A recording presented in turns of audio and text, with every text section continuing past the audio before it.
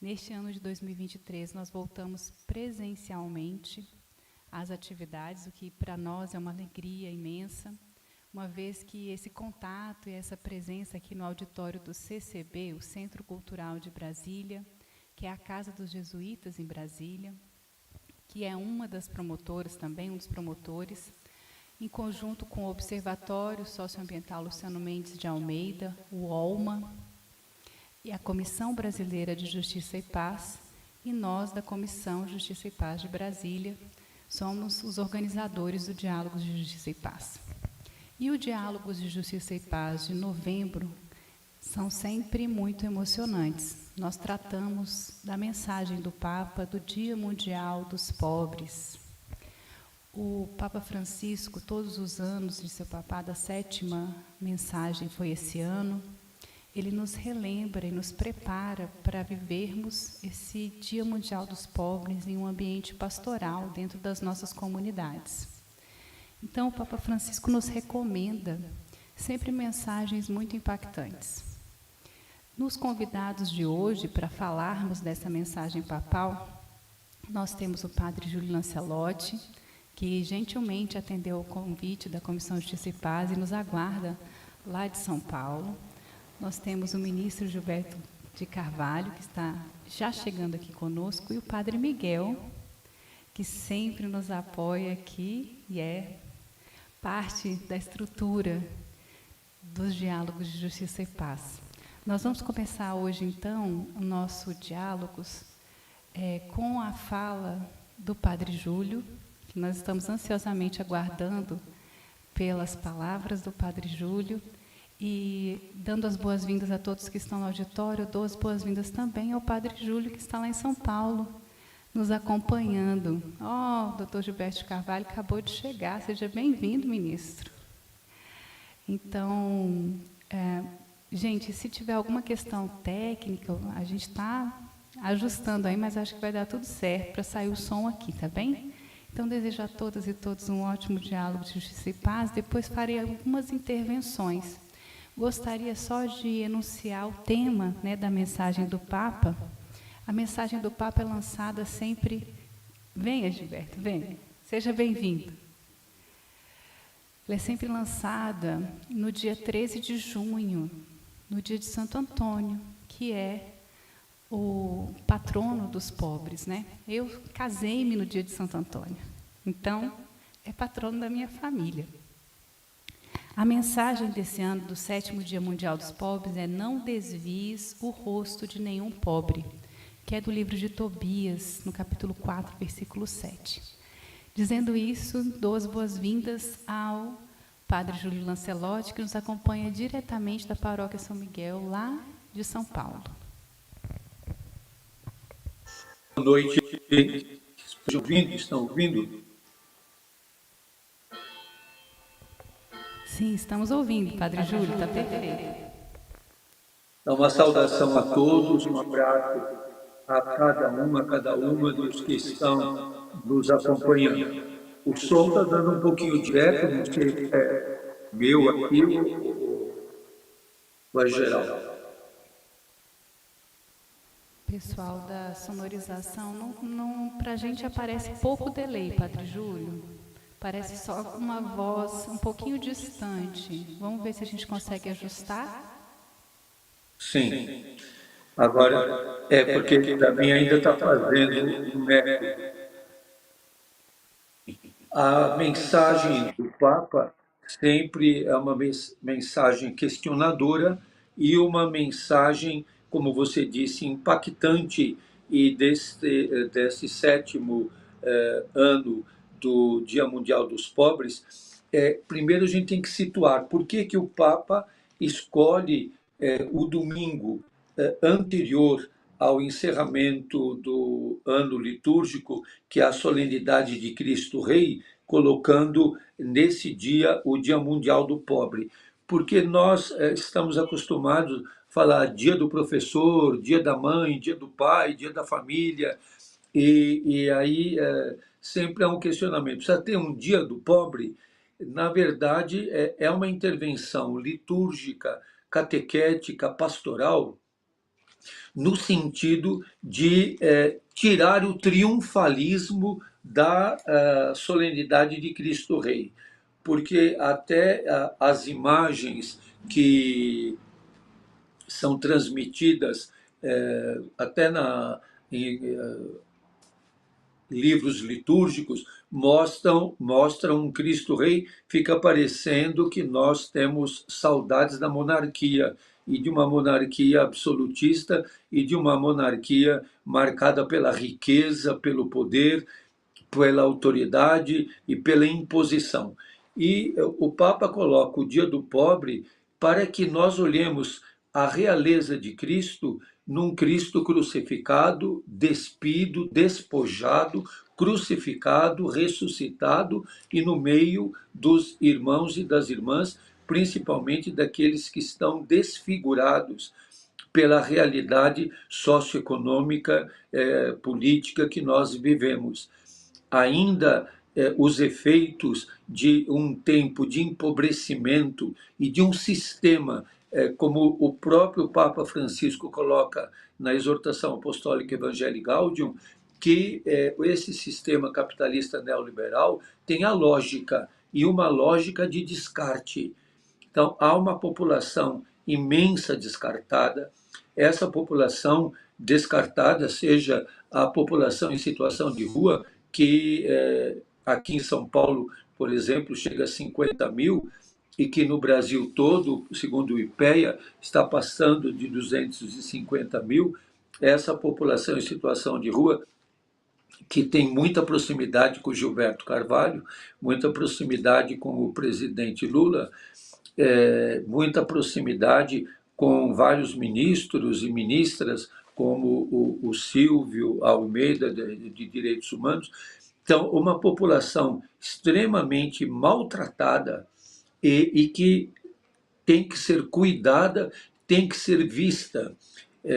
Dentre os ministros e ministras, queria ressaltar também a ministra Nízia Trindade, que é muito importante nas políticas públicas e num plano para a população em situação de rua. Então, esse Dia do Pobre, o que o Papa coloca é para não fechar os olhos, para não virar o rosto, para não ser indiferente. E ele vai buscando vários aspectos, e neste ano, como foi lembrado pelo livro de Tobias, no sentido de ter clareza de que estar ao lado dos pobres é conflitivo. E ele ressalta isso na mensagem. Estar ao lado dos pobres pode causar grandes desafios na nossa vida. Não é fácil tomar posição.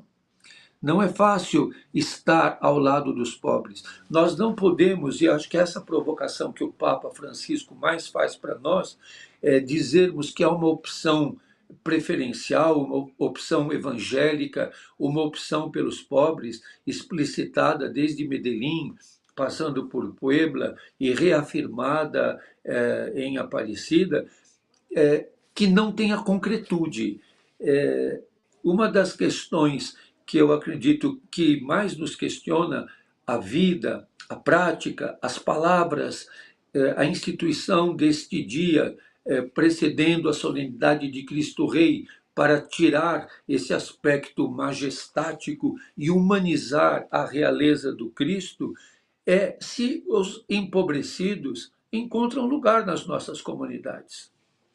Se as nossas comunidades são acolhedoras à população empobrecida, sejam pessoas em situação de rua ou pessoas desempregados, idosos em situação de rua, mulheres e crianças que estejam pelas ruas das nossas cidades. Hoje não tem nenhuma cidade de São Paulo que não perceba o aumento da população em situação de rua. Há um ponto que seria interessante de perguntarmos. As nossas comunidades, as nossas paróquias, os nossos centros comunitários têm um ponto de água potável, de acesso aos catadores de material reciclável que andam pelas ruas, aos funcionários de limpeza pública que não têm água potável durante o dia inteiro de trabalho, às pessoas que estão pelas ruas da cidade que não têm água, e vivemos isso de uma maneira dramática, dizendo lava as mãos. E os moradores de rua me perguntavam onde? Aonde tem essa torneira? Aonde está essa água? O Papa sempre provoca no Dia Mundial dos Pobres dizer: convidem os pobres para um almoço, comam com eles, não simplesmente deem a comida, mas comam juntos, estejam juntos, tenham proximidade, tenham convivência, convivam. Aonde estão os sinais de convivência? Quem vê a pessoa em situação de rua não só como um número, como um objeto, como um problema, como um empecilho, mas vê porque é amigo, conhece pelo nome, é irmão, irmã dessa pessoa, sabe das suas dores, dos seus sofrimentos, conhece as suas necessidades. Eu acredito que todas essas questões são questões candentes, são questões questionadoras. E aí gostaria de apontar dois aspectos importantes nisso: a convivência e, pela convivência, a luta por direitos, a luta por dignidade, a luta por intervenções. Conseguimos agora, estamos esperando para esse mês de novembro, a regulamentação da lei que foi aprovada, vetada e derrubado o veto e promulgada sobre a questão da arquitetura hostil, para que as nossas cidades não sejam aporofóbicas, não sofram de pobrefobia, mas enfrentem a aporofobia e sejam acolhedoras, assim como nos pede a filósofa Adela Cortina, que é a criadora do conceito de aporofobia. Que haja hospitalidade. Nós vamos sair da hostilidade para a hospitalidade.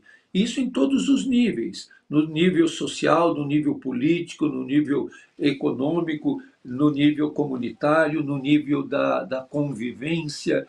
Até sugeriria, nós estamos marcando levamos para o ministro Alexandre Padilha o livro publicado pela Companhia das Letrinhas, que se chama Aporofobia, um livro infantil. Até sugeri para o Gilberto que ajude a que esse livro seja difundido, e outro que se chama Os Pombos, ambos publicados pela Companhia das Letrinhas, para nos ajudar na educação das crianças, dos jovens. São dois livros infanto-juvenis para superação dessa negação, dessa cegueira moral, dessa impossibilidade de perceber as pessoas empobrecidas com quem nós cruzamos na cidade. Nós os vemos, às vezes os evitamos, ou, como diz o Papa, mudamos o foco do nosso olhar. Ou se os enxergamos, só os enxergamos como empecilho, como dificuldade, como problema, e não como irmãos com quem podemos partilhar o pão, partilhar a vida, o afeto, partilhar os compromissos de vida, que são compromissos extremamente desafiadores. Sei que em Brasília há a pastoral de rua, como há a pastoral de rua a nível nacional, e em várias dioceses e arquidioceses, como aqui em São Paulo, a pastoral de rua, que tem esse princípio fundamental, que é o princípio de conviver, de conviver. Conviver com os mais pobres. Essa última mensagem do Papa para o Dia dos Pobres também chama isso, estar junto, sermos servidores, acolhedores e questionadores, porque também o Dia dos Pobres é um questionamento à igreja, é um questionamento à sociedade, é um questionamento às ações chamadas de políticas públicas ou de propostas políticas que esperamos que cada vez mais sejam explicitadas de forma que nenhuma pessoa fique descartada. Uma proposta bastante concreta que temos trabalhado muito, inclusive a nível municipal, porque é o único caminho para ter os benefícios, inclusive os benefícios do governo federal, como o Bolsa Família, é o CAD único. E muita gente em situação de rua não tem o CAD único, porque não tem acesso à certidão de nascimento, porque a certidão de nascimento está longe. O Conselho Nacional de Justiça já fez várias ações nesse sentido e também agora o INSS também tem feito ações nesse sentido de favorecer, facilitar e garantir direitos a benefício de prestação continuada, acesso à documentação, para que as pessoas em situação de rua estejam no centro das nossas preocupações e tenham garantida a sua subsistência, a possibilidade de sobreviver, a possibilidade de se alimentar, a possibilidade de vestuário, a possibilidade de uma vida com dignidade, que é assim que todos nós esperamos que aconteça no nosso Brasil. Então, a minha palavra neste momento é de que, através da Comissão de Justiça e Paz a nível nacional, através de todas as entidades que se articulam, através da ação que temos procurado construir com o governo federal, às vezes com maior dificuldade nos níveis dos estados e com muita dificuldade em alguns municípios. É impressionante a dificuldade a nível de alguns municípios que continuam tendo ações extremamente truculentas, higienistas, de retirada de todos os pertences da população em situação de rua. Nesse sentido, é muito importante a ação do Supremo Tribunal Federal, as decisões do ministro Alexandre de Moraes, que depois tiveram adesão de todos, da maioria dos ministros, e formou maioria na decisão, e estamos chegando na data dos 120 dias que o ministro Alexandre de Moraes estabeleceu para que sejam apresentadas propostas e planos de ação em relação à população em situação de rua. E também vai, dentro do Disque 100, terá um canal de denúncias sobre a questão da aporofobia.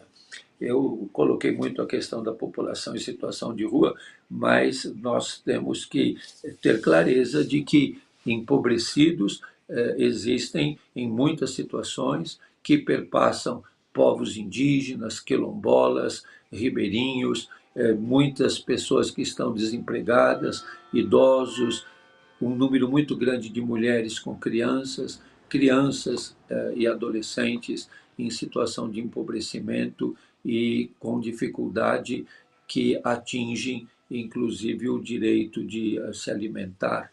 Não esquecer que a água também é um alimento, que devemos de garantir o acesso à água a tantas pessoas. Então, a tarefa é imensa. A tarefa é imensa. Muitas vezes ficamos cansados e há, nesse momento, ainda, o Gilberto sabe bem disso, uma onda muito forte de criminalização das ações das pastorais sociais, um esquecimento das ações das pastorais sociais, das pastorais de fé e política, que lutam por uma fé com consequência, uma fé com coerência, uma fé com fundamentação, uma fé no segmento de Jesus pobre, de Jesus marcado pela miséria, pelo esquecimento e pelo descarte. Eu acredito que, mais uma vez, o Dia Mundial dos Pobres, onde há muitas ações, que essas ações não sejam episódicas. Isso é fundamental, eu acho que é isso que o Papa Francisco espera, que as ações do Dia Mundial dos Pobres não sejam episódios, não sejam episódicas, mas sejam um sinal de um compromisso que tem que durar o ano todo. É isso que eu desejo e que inicialmente gostaria de partilhar com todos vocês. Obrigado.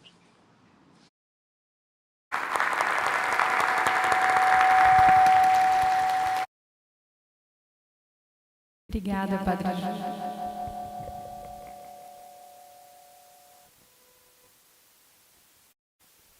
Posso agora? Muito bem, antes que soframos todos, né? Obrigada, Padre Júlio, pela sua intervenção, realmente trazendo pontos fundamentais da mensagem do Papa para o 7º Dia Mundial dos Pobres. Temos intervenções aqui no chat. O Padre Hernani Pinheiro, meu querido Padre Hernani, falei com ele mais cedo. Parabéns pela iniciativa de valorizar o Dia dos Pobres e, sobretudo, um apelo à opção pelos pobres, nossos mestres. Um abraço, Padre Hernani. Padre Hernani recomendou, Padre Júlio, que eu lhe mandasse um abraço, especialmente para todos que estão aqui também. Padre Hernani sempre muito afetivo e muito certeiro no seu acolhimento. Temos participação de Área Ramalho. Padre Júlio, nesses últimos anos, cresceu ainda mais as desigualdades, preconceitos e ataques aos mais pobres. Muitos cumprimentos, né, aqui no chat de muitas cidades do Brasil. Obrigado ao pessoal que nos acompanha pelas redes sociais, desta vez sendo transmitido pelo Olmo Observatório, né, no YouTube.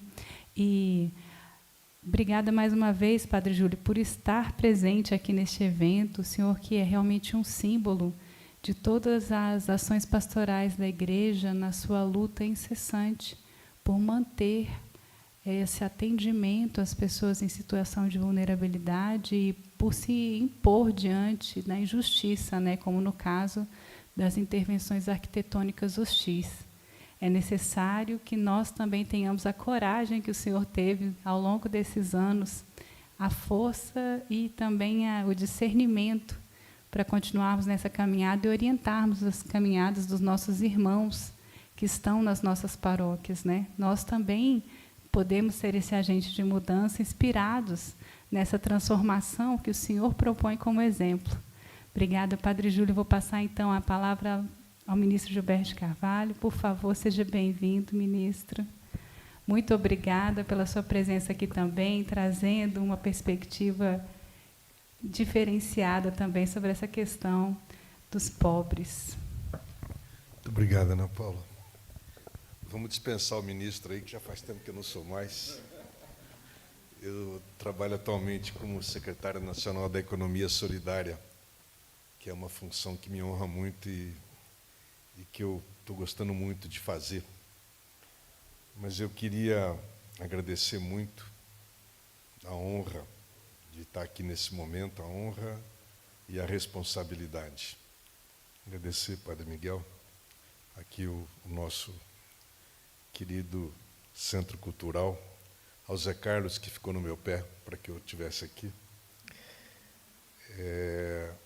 Cumprimentar cada uma e cada um de vocês, com alegria de rever tanta gente querida. Eu não vou falar muito de coisas, de conceitos. Eu vou tentar contar umas histórias. E preciso dedicar essa minha fala a 3 personagens. Um deles, não sei se vocês chegaram a conhecer, um personagem chamado Padre Alfredinho. Alfredo Kuntz era um suíço que veio para o Brasil de uma congregação, os Filhos da Caridade, e estando no Brasil ele foi trabalhar na Diocese de Crateús, e na Diocese de Crateús ele foi morar, num dado momento, numa ruinha que era uma zona de prostituição, dentro de uma favela, e passou lá morando 7 anos.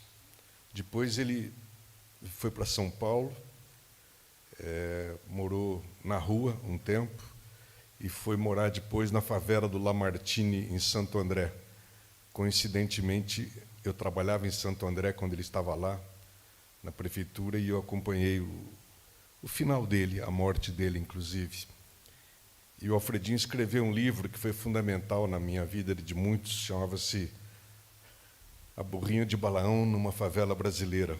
Eu tive a honra de traduzir esse livro, mas mais do que traduzir, foi um livro que daqueles que você lê e depois você não consegue ser o mesmo. Então, e outra figura é o Pedro Casaldáliga. O Pedro é um dos profetas mais incisivos que nós tivemos na história da nossa igreja e que tinha também uma visão muito aguda dessa questão da pobreza.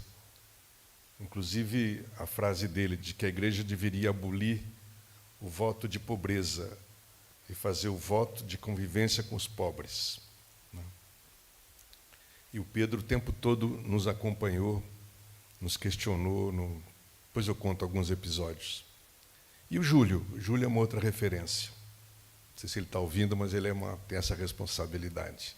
Porque o Júlio é uma das pessoas que tem a menor distância que eu conheço entre a fala e a prática.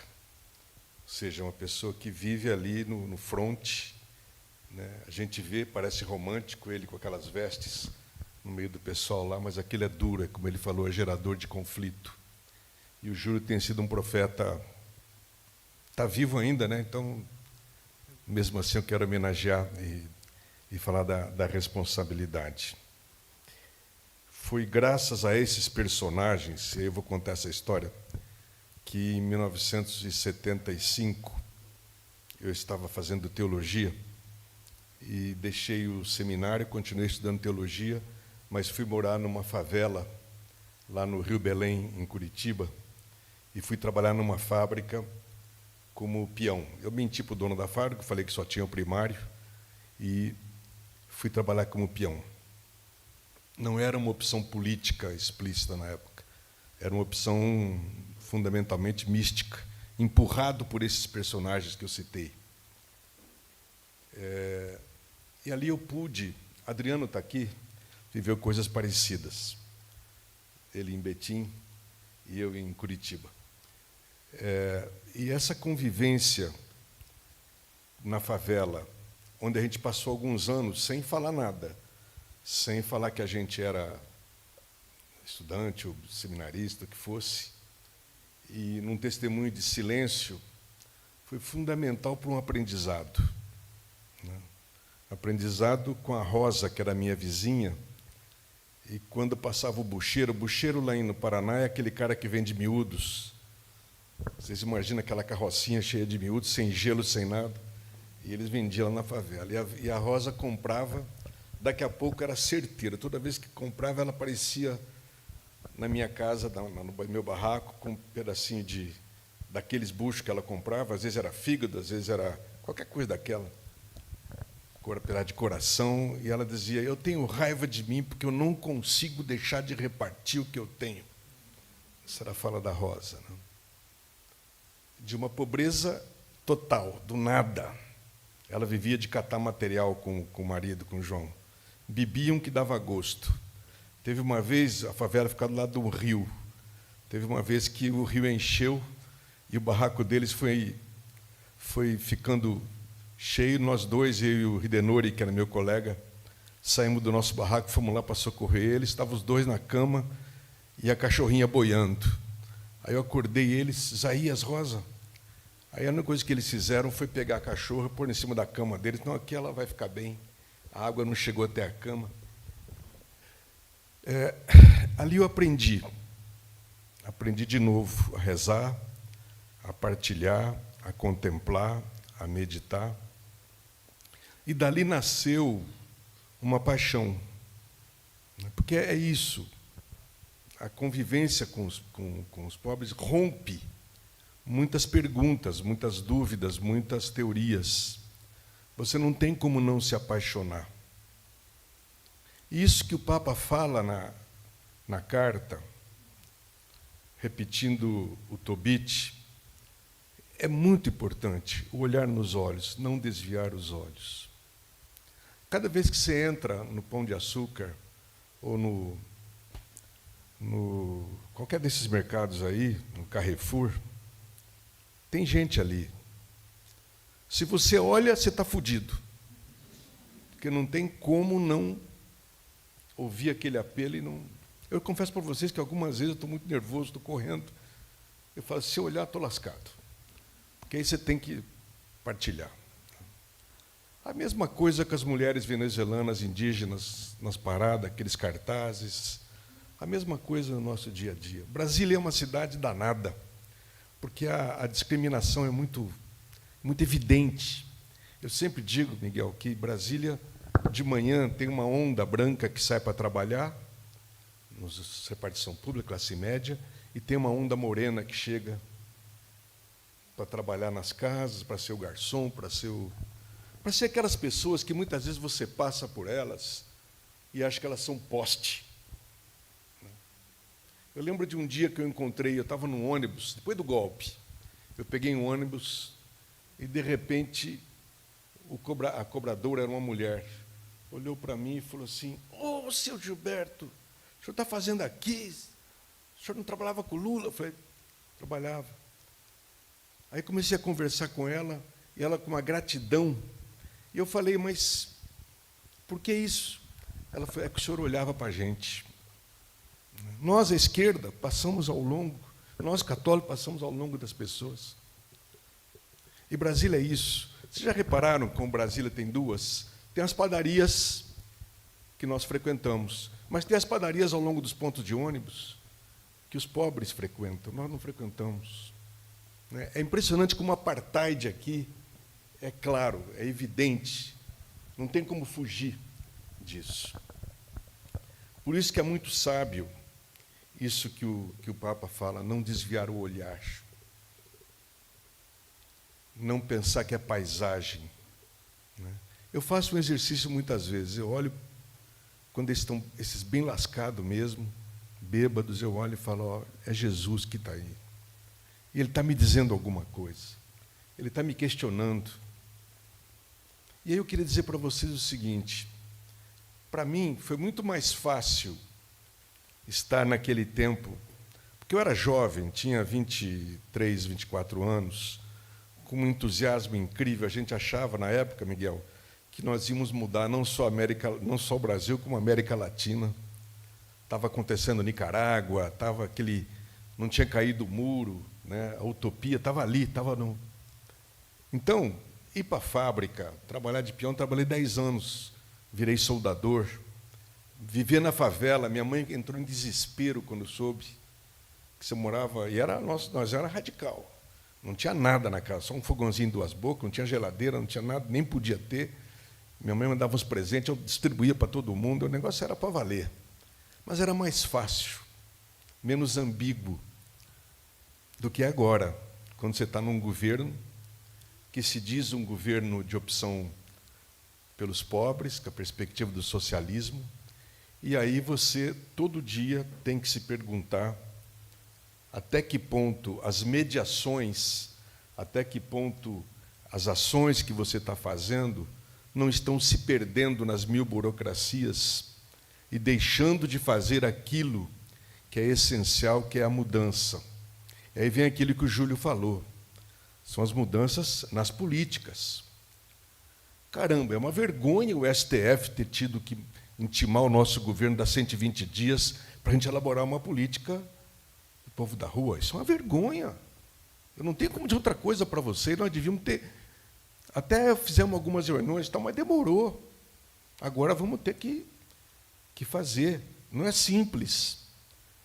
Mesma coisa os catadores. Nós temos um comitê interministerial que trabalha com os catadores. Foi incrível o que aconteceu de 2003 para cá com eles. Desde aquele primeiro dia, que mérito desse velho aí, do Júlio, e o Antônio Vermilho, um italiano nosso amigo que faleceu, foram almoçar no Alvorada e convidaram o Lula para ir no Natal dos Catadores, que foi durante uma chamada Casa Cor da Rua, que o doido do Júlio inventou. E lá o Lula se deu conta, né, de uma realidade mais palpável e se comprometeu a todo ano fazer esse Natal. E ele não aceitava ir lá sem ter um compromisso. Então, cada ano a gente avançava na política. Então, o que aconteceu com os catadores é impressionante. A emergência deles, a cidadania que eles assumiram. Mas, atualmente, vive uma crise pesada, caiu muito o preço do papelão, caiu muito o preço do plástico. Aquela senhora que entregou a faixa para o Lula, a Aline, preside a Centicop, que é a cooperativa de catadores, a central de cooperativa de 11 cooperativas de catadores. Eles têm um belo terreno, tem 3 galpões construídos pelo governo Lula, pelo segundo Lula, com equipamentos. Mas, apesar disso, outro dia a Aline chegou lá, na minha sala, com fome, e ela me disse que eles estavam tirando R$ 450 por mês só. Como é que pode a gente permitir isso? Então, tem uma... Estar perto dessas pessoas significa ir lá na Centicop. Aliás, eu aconselho quem puder ver o que é as mulheres, 85% são mulheres naquela triagem do lixo. A coleta seletiva em Brasília é uma mentira. O lixo que chega lá, Miguel, fedido, pouco aproveitamento e aquele sofrimento.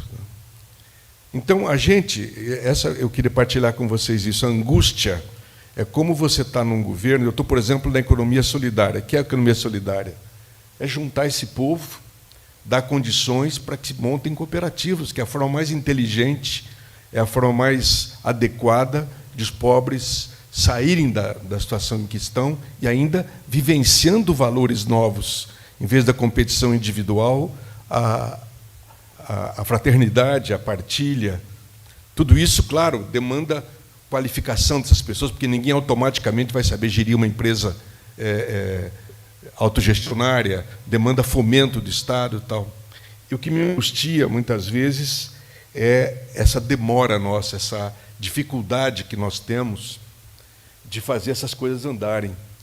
Você pega um banco como o Banco do Brasil, o BNDES, a máquina do Estado, ela foi feita por eles e para eles. Qualquer empresa chegando no BNDES tem muito mais facilidade de entrar.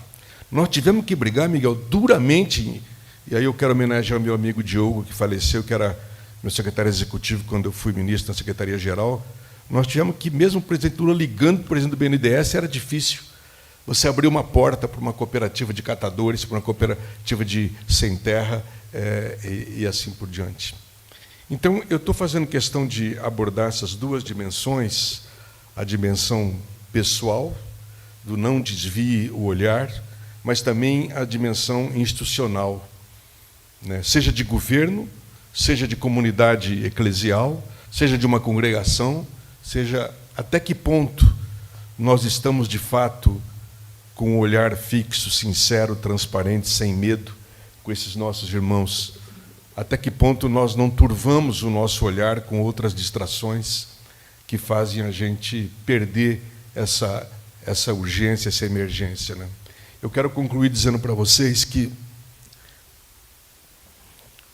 há um aspecto muito importante, que é o seguinte: ter Bolsa Família, ter Minha Casa Minha Vida, ter o programa da cisterna, ter essa chuva de programas sociais que, graças a Deus, estão voltando, ainda que não estejam na prática para valer, porque o jeito que a máquina estava quebrada está duro para fazer andar tudo. É tudo muito bom.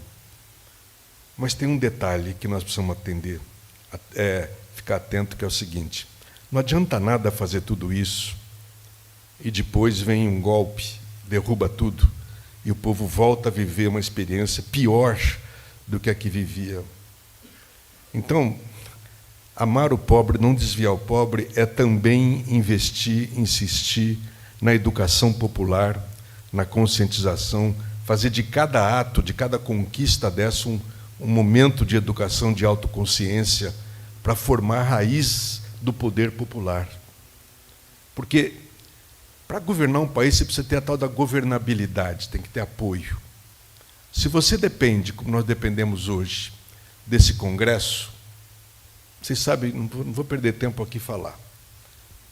E no primeiro momento que eles puderem, eles vão nos derrubar.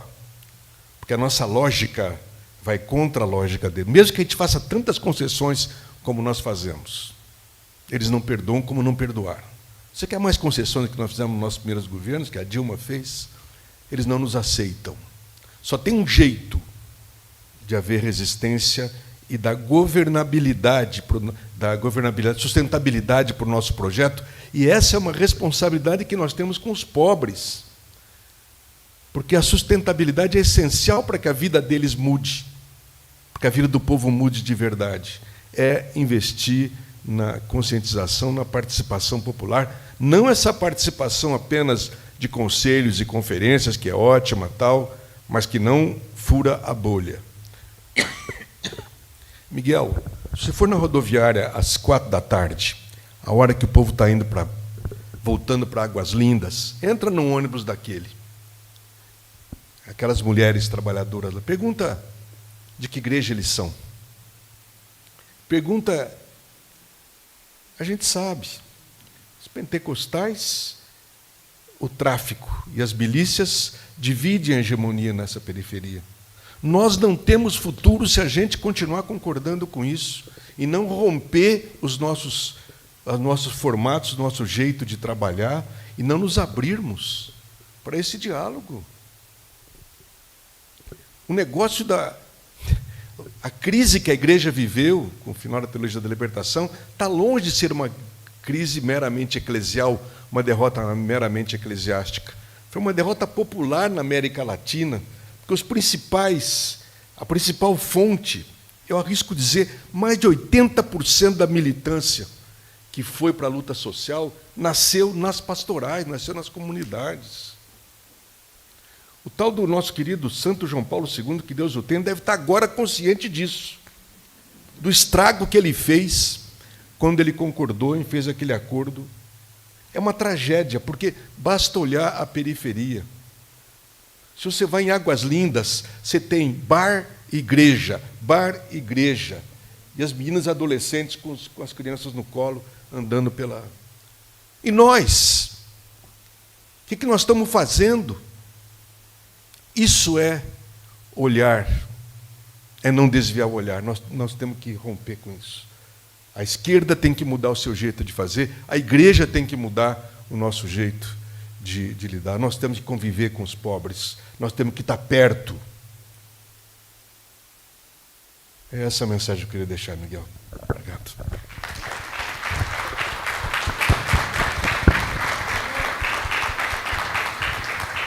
Obrigada, ministro, sempre ministro. Temos muitas intervenções aqui, Zé Geraldo, né, do Direito Achado na Rua, que sempre nos retransmite também. Um abraço, Zé Geraldo, que é da Comissão de Justiça e Paz. Falando, ainda no momento, o Padre Júlio, né, sobre uma tese de doutorado do doutor Humberto Henrique Costa Fernandes do Rego, Democracia e Dignidade Humana, Aporofobia na Perspectiva Jurídico-Constitucional Brasileira. Uma referência também, se a gente quiser fazer uma abordagem mais técnica sobre o assunto. Temos contribuições também de Célia Maria Vanderlei Almeida. Muita gente. Hoje o chat está movimentado, vai ser difícil eu fazer uma intervenção mais precisa. Zé Geraldo contribui novamente. Muito importante que haja compreensão demonstrada por Gilberto de Carvalho que não há emancipação sem sujeito. Ou seja, as perspectivas que são trazidas a respeito dos pobres. E eu vou aproveitar e passar a palavra ao Padre Miguel. Seja bem-vindo, Padre Miguel. Obrigado, Ana Paula. Obrigado, Gilberto. Obrigado, Padre Júlio. Né? Que coisa maravilhosa a gente poder ter duas pessoas que são referência para todos nós, né? Aqui conosco. Isso reforça a beleza que é a iniciativa dos diálogos, né, de Justiça e Paz. E que esse ano a gente teve essa confluência, né, da Comissão de Justiça e Paz do Distrito Federal, a Comissão Brasileira de Justiça e Paz, o OLMA, o CCB e os jesuítas, né, a Companhia de Jesus, que dentro das preferências apostólicas universais da companhia, a gente tem exatamente caminhar com os pobres, né? E assim, o que dizer depois dessas duas vozes? Fica pouco para dizer. Mas como eu estou chegando agora do sínodo, né, da Assembleia, do sínodo da sinodalidade lá de Roma, aí essas duas falas, a fala de Gilberto, a fala do Padre Júlio, me faz encontrar mais ainda o sentido para esse sínodo. Eu ficava impressionado com o Papa Francisco, poucas intervenções que ele fez ao longo desse mês de trabalhos do sínodo. Ele fez algumas intervenções, e numa delas eu fiquei muito impressionado com a força com que ele falava do clericalismo e do distanciamento da igreja, né? No sentido ele não falava essas palavras, mas é mais ou menos isso, né? O encastelamento, né, das autoridades eclesiais, dos padres, dos bispos, de nós que temos alguma liderança na igreja. Assim, nessa fala do Gilberto, principalmente nesse finalzinho, quando ele profeticamente diz: olha, não é possível, se a gente não mudar, se a gente não, nós como igreja não nos convertermos. Então, e eu pensava, quando eu ouvia o Papa Francisco falar, eu dizia: meu Deus, nenhum desses bispos aqui, nem cardeais, tem uma fala mais radical do que o Papa Francisco. Por isso que eu acho impressionante essa insistência do Papa Francisco. Já é o 7º ano, né, do Dia Mundial dos Pobres, e essa insistência do Papa Francisco por uma igreja solidária, por uma igreja em saída, por uma igreja que não fecha os olhos à situação do mundo, às misérias do mundo, às contradições. Estamos aí, por exemplo, a questão da guerra, né? Como o Papa Francisco se angustia com isso. A gente estava ali perto dele, a gente percebia toda essa preocupação. Tivemos um dia lá, durante o sínodo, uma noite de oração, ao lado do monumento aos migrantes, sobre um monumento erguido, né, para lembrar toda a situação dos migrantes e refugiados no mundo. Então, assim, falar dessa situação da solidariedade aos pobres, né, aqui também eu acho que isso ajuda a gente a reencontrar, ou reconectar, podemos dizer assim, com a vocação desta casa, né, o Centro Cultural de Brasília. Acho que todos vocês que estão aqui, graças a Deus, um grupo bastante expressivo aqui, e também vocês que estão nos seguindo pelas redes sociais, pelo canal do OUMA, exatamente pela história que a gente tem no Centro Cultural de Brasília, que tem, ao longo dos anos da sua história, esteve a serviço dessa comunidade da Igreja de Brasília, mas não só de Brasília, né, mas do Brasil. Quantos cursos de educação popular houve aqui, né? Toda uma história de compromisso com os movimentos sociais, né? Esses movimentos que a gente precisa, de fato, recuperar, essa história, né, da qual testemunhou assim, tão fortemente o Gilberto, né? Aquela opção preferencial pelos pobres que a igreja fez, que as comunidades fizeram, que era, como ele disse, para valer mesmo, né? Eu também vivi isso.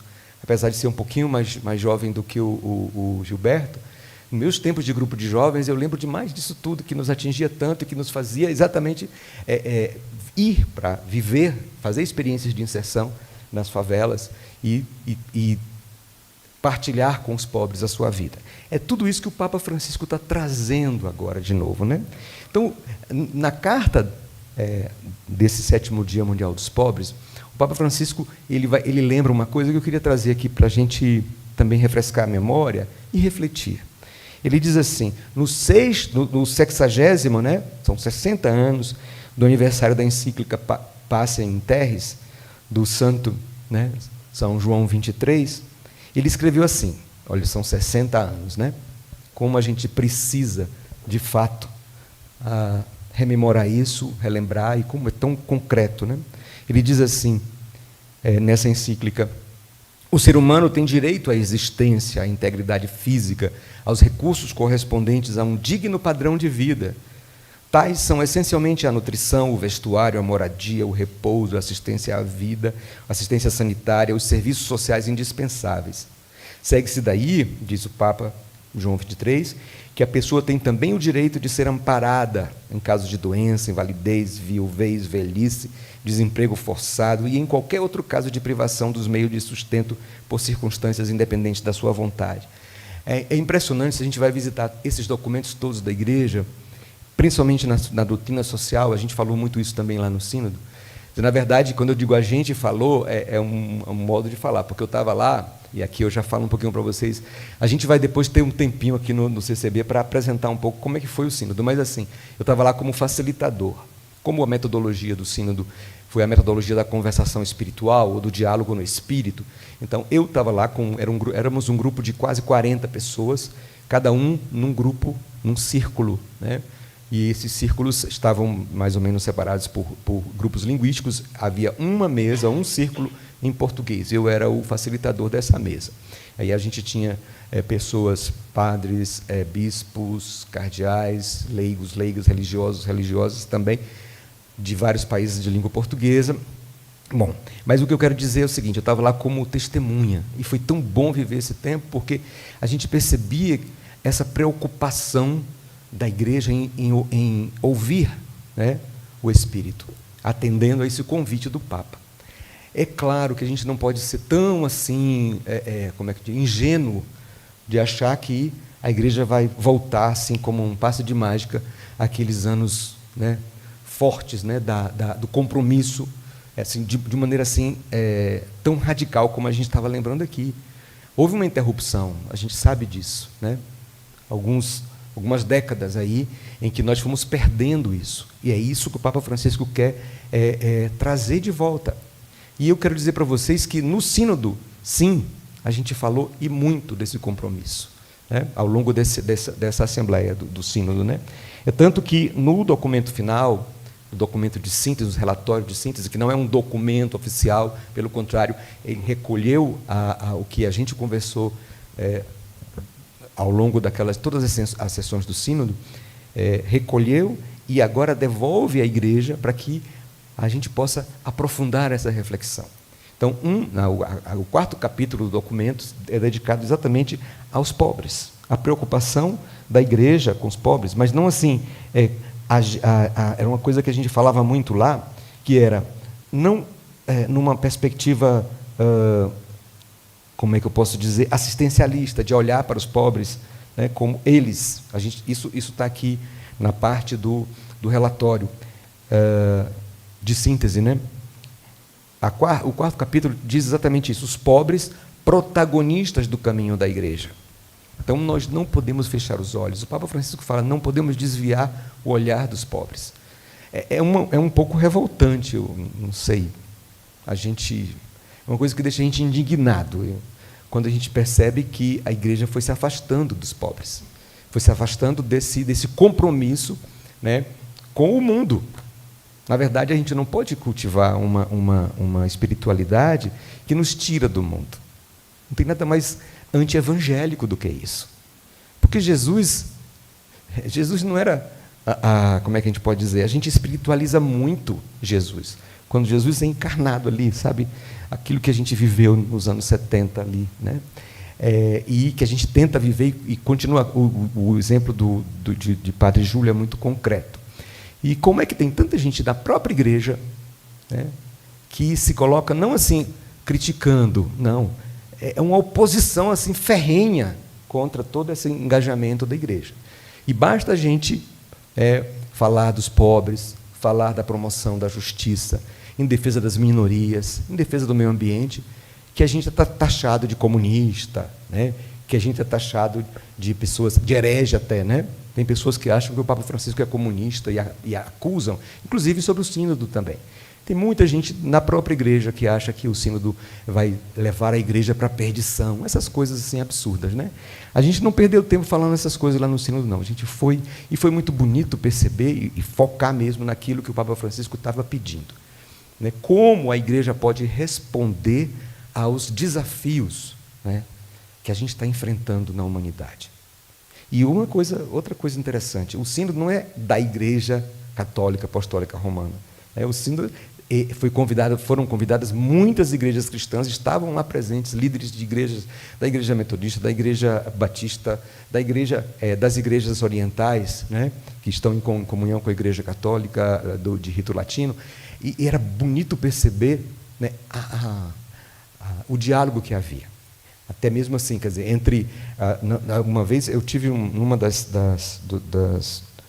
dos módulos, né, eu tive no meu grupo 4 cardeais, 3 bispos, um padre, uma leiga, e aqui eu abro um parêntese para falar da participação das 2 leigas do Brasil que foram participar, a Sônia, do CNLB, né, do Conselho Nacional dos Leigos do Brasil, e a Cristina, que é da Caritas, que é aqui de Brasília. A participação daquelas 2 mulheres foi maravilhosa, desde o começo, o testemunho, as falas assim, muito seguras, e assim, que nascem de uma vivência pastoral consistente, né, e muito comprometida com os pobres, com os movimentos sociais, com as pastorais sociais, né? Então, eu não vou ter muito tempo de falar sobre o sínodo, simplesmente, mas só lembrando que foi um tema, e é um tema fundamental, que a Igreja precisa enfrentar. O documento de síntese do sínodo, ele tem 20 capítulos, são 20 temas, mais ou menos assim, e cada tema traz alguns itens, como alguns parágrafos sobre convergências, ou seja, aquilo que a gente viu como convergência, que a Igreja pensa isso, concorda com isso, né? Depois, alguns pontos a aprofundar, depois algumas propostas para também serem aprofundadas pelas paróquias, pelas dioceses. Uma das coisas também que a gente, já adiantando um pouco a minha leitura, né, dessa sessão do sínodo, é que a gente se preocupou, foi uma preocupação muito presente no grupo, nos círculos e também na Assembleia, foi o pouco envolvimento, né, ou não pouco envolvimento, houve muito envolvimento no sínodo, mas assim, não o suficiente, né, das paróquias, das dioceses, dos padres, dos bispos e de muitos leigos e leigas também, né, que não conseguiram ainda perceber a proposta do sínodo, que é um sínodo sobre a própria Igreja, como a Igreja, o que a Igreja precisa mudar para responder melhor a esses desafios, né? As estruturas da Igreja, os ministérios da Igreja. E outro tema muito, muito importante foi o papel da mulher na Igreja, a importância e o reconhecimento da sua participação, né? Real mesmo, né? Então, sobre os pobres, a gente tem muitas convergências aqui. Uma das coisas que entrou como primeiro item foi, no começo do sínodo, alguns dos padres e madres sinodais conversando com os pobres ali, os moradores de rua também, lá de Roma, né, a população de rua, em situação de rua, perguntaram o que eles esperam da Igreja. E a resposta deles foi: amor. E isso entra no primeiro parágrafo aqui do item do capítulo sobre os pobres protagonistas do caminho da Igreja. Então, o primeiro item, a primeira frase é essa: à Igreja, os pobres pedem amor. E por amor entende-se respeito, acolhimento, reconhecimento, sem os quais dar alimento, dinheiro, prestar serviços sociais representa uma forma de assistência certamente importante, mas que não se encarrega plenamente da dignidade da pessoa. Então, toda essa reflexão e as convergências que a gente, né, percebeu lá no diálogo, na conversação espiritual, foi exatamente isso, né? Que também a opção preferencial pelos pobres está implícita na fé cristológica. Se de fato nós acreditamos em Cristo, temos fé em Jesus, a gente precisa assumir a perspectiva de Jesus. Não adianta ficar falando de um Jesus etéreo, sem forma, um espiritualizado demais.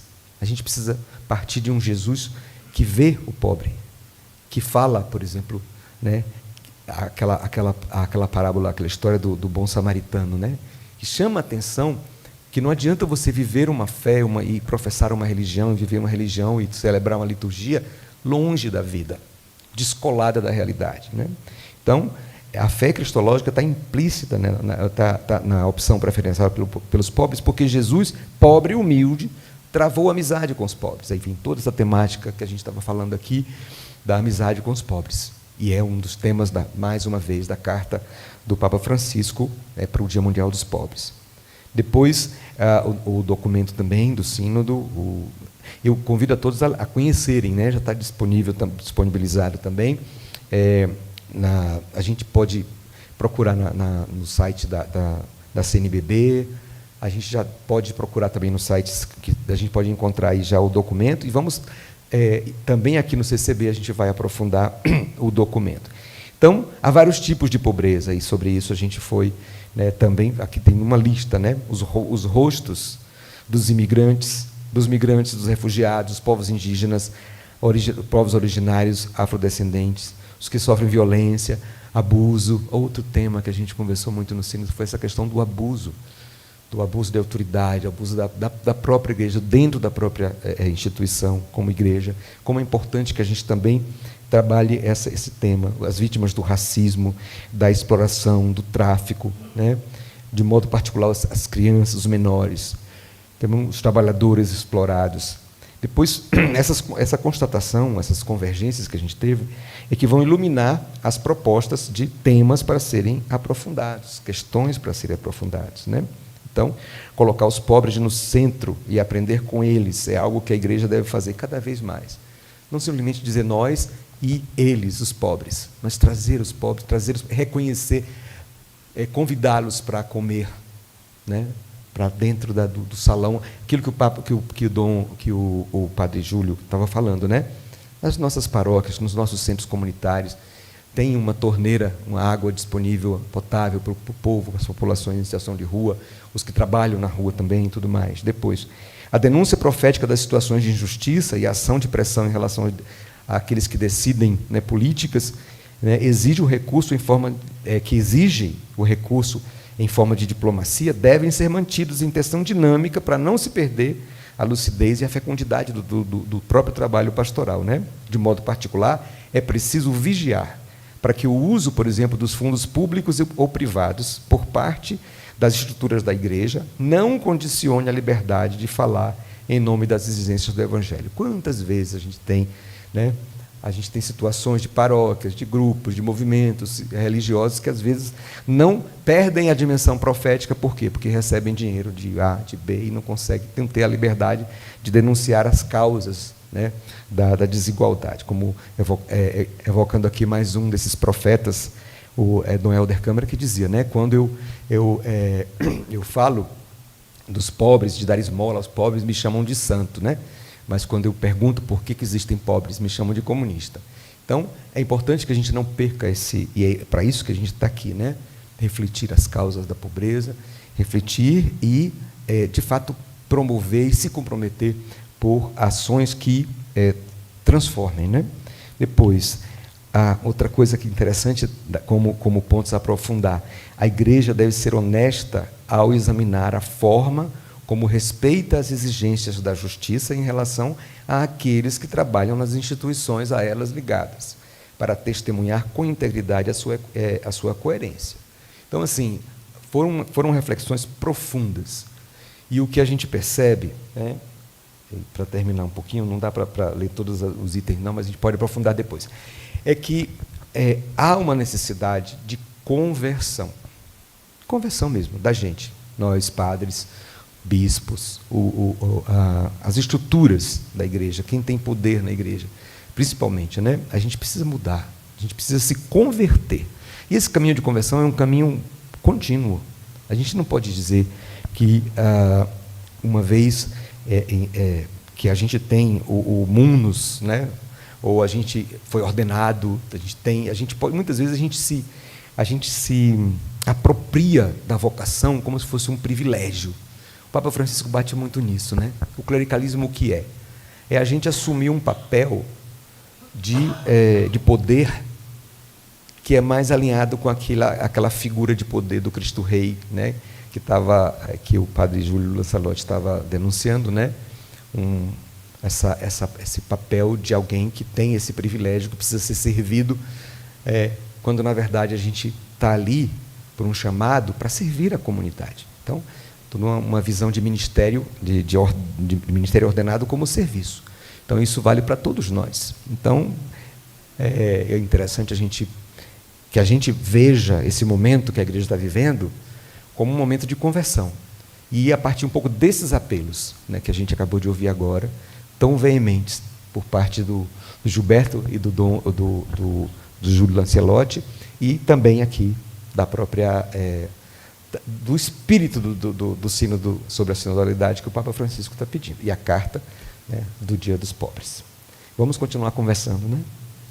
Obrigado.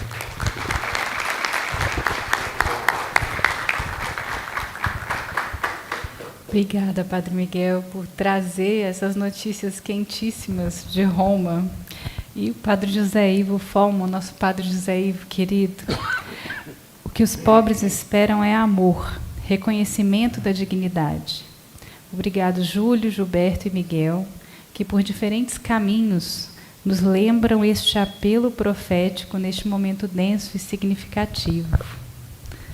Um abraço.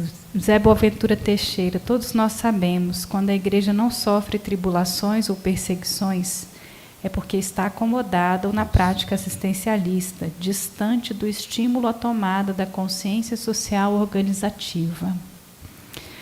Contribuições também agradecendo, muitos de Maceió, de Natal, no Rio Grande do Norte. Gente, tem pessoas do Brasil inteiro aqui compartilhando as suas percepções. Mas eu vou abrir espaço para a nossa plateia fazer intervenções agora. E começo com uma pergunta, para dar um gostinho, né, só para começar. Como podemos materializar esses caminhos em ações concretas da nossa vida cotidiana? Vamos abrir para 2 perguntas aqui da plateia. Alguém se candidata? Tem que vir aqui na frente falar. Por conta da aparição na câmera e no microfone. Vem, Rogério. Você já falou que vem. O Rogério estava palestrando mês passado. E agora aqui tem que vir bem pertinho aqui, para que o pessoal possa ajustar a câmera e falar no microfone para o Padre Júlio ouvir. Boa noite a todos e todas. Parabenizar essa mesa brilhante, Padre Miguel, secretário Gilberto, Padre Júlio, né, que está lá em São Paulo, se dispôs esse tempo estar conosco, Ana Paula, sempre organizando brilhantemente os diálogos. Minha pergunta é bem simples, mas eu queria contextualizar. A gente que acompanha, né, essa caminhada do Papa, a gente viu que esse magistério dele sempre dialoga com os movimentos populares desde o início, né? E, aliás, bom, eu me apresentei, sou franciscano secular e sou articulador da Economia de Francisco e Clara. E a Economia de Francisco e Clara, ela é uma materialização desse processo, né, do Papa, e no mundo, né, que chama a Economia de Francisco, aqui no Brasil, a Economia de Francisco e Clara. Então, e no encontro com os jovens da Economia de Francisco e Clara em Assis, em setembro de 22, o Papa dá 3 itinerários. Um deles é o encarnar, né, na realidade das nossas periferias, encarnar na realidade dos nossos territórios, a que a transformação seja a partir dos nossos territórios, e olhar com o olhar dos pobres, né, Padre Miguel. Então, e aí a gente observa, né, uma desconexão, né, desse magistério do Papa, desse centro da Igreja com as nossas igrejas, né? Eu que tenho levado a revista Casa Comum para as nossas paróquias, a gente percebe, eu tenho assistido às missas aqui em Brasília, a gente percebe uma total desconexão, né, desse momento que a gente vive, né? E tentar esse resgate dessa teologia libertadora, emancipadora, né, que o secretário Gilberto se referia, que deu tantos frutos de libertação no Brasil. A minha pergunta que eu faço, né, para os padres qual vai ser o papel do laicato nessa conversão? Isso que eu queria ouvir. Se a igreja está preparada, né, para dar essa abertura para os leigos e leigas participarem dessa transformação, dessa conversão? Obrigado, paz e bem. Obrigada. Mais uma intervenção, gente. Elianildo, você vem perguntar? Venha logo. Se você vem, venha logo. Então, eu vou abrir para a contribuição dos nossos palestrantes, e aí vamos ter atenção ao tempo. Não, tem um monte de gente querendo perguntar. Pode acrescentar, por favor. Aqui, gente, ó, quem não vem, vem. Meu nome é Raquel, obrigada, Padre Júlio, por essa participação. Eu sou uma leiga que frequenta aqui o Centro Cultural, sou mãe de Francisco e de Clara, e ambos estão aqui, casada com Roberto. Uma das angústias que eu tenho como católica, e gostaria que a minha filha não precisasse ter isso quando chegasse à minha idade, é ver como as mulheres são alijadas de todo o processo clerical, né, extremamente patriarcal. E acho que grande parte desse afastamento que a igreja está vivendo, isso como Gilberto falou, né, vai para Águas Lindas, conversa com uma mulher. Por que ela não vai para a igreja? Porque quando ela vai lá, ela vai ser moralmente punida, ela não vai se ver representada, ela não vai ser acolhida. Tenho certeza que o Padre Júlio sabe, né, acompanha no dia a dia a realidade das mulheres da periferia e sabe a diferença que faz, né?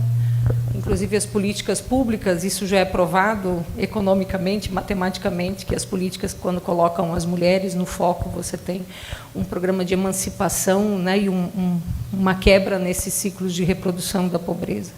Então, eu queria saber, né, dada a pergunta que o colega fez sobre o papel do laicado, de fato, se tem, né, alguma perspectiva, né, de qual é o papel que as mulheres vão ter, de fato, na igreja, né? Que é uma amiga minha religiosa, a gente estava brincando, né? Às vezes os padres gostam muito das freiras para servir os padres. Então, né, a gente acho que tem que quebrar com esse ciclo, e sem quebrar esse ciclo, a gente não quebra todos os mecanismos de reprodução de pobreza que a gente tem entre as mulheres brancas e pretas, né, que a gente vê aqui visível em Brasília.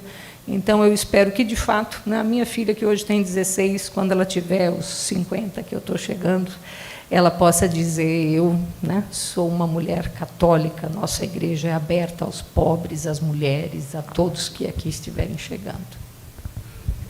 Obrigada. Obrigada pelas contribuições. Tem aqui uma contribuição também da Raquel, fazendo um questionamento, né, da falta da voz do pobre na nossa mesa, do sujeito sobre o qual tanto se fala nesse encontro. A gente acolhe essas críticas, tá? E a Comissão de Justiça e Paz de Brasília tem um programa semanal que é retransmitido na Rádio Nova Aliança, né?